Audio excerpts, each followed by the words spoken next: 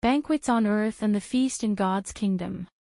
When Jesus went into the house of one of the rulers of the Pharisees on a Sabbath to eat bread, they were watching him. Behold, a certain man who had dropsy, swelling, was in front of him. Jesus, answering, spoke to the lawyers and Pharisees, saying, Is it lawful to heal on the Sabbath? But they were silent. He took him, and healed him, and let him go. He answered them, Which of you, if your son or an ox fell into a well, wouldn't immediately pull him out on a Sabbath day? They couldn't answer him regarding these things.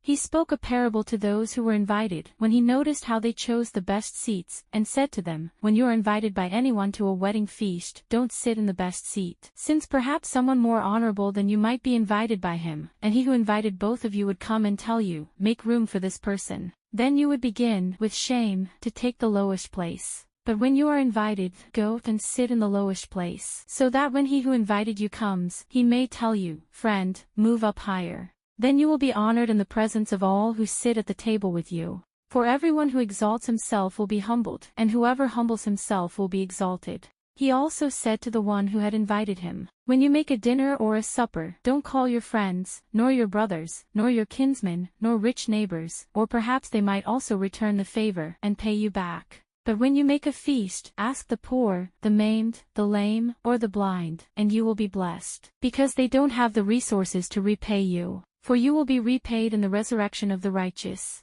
When one of those who sat at the table with him heard these things, he said to him, Blessed is he who will feast in God's kingdom. But he said to him, A certain man made a great supper, and he invited many people. He sent out his servant at supper time to tell those who were invited, Come, for everything is ready now. They all as one began to make excuses. The first said to him, I have bought a field, and I must go and see it. Please have me excused. Another said, I have bought 5 yoke of oxen, and I must go try them out. Please have me excused.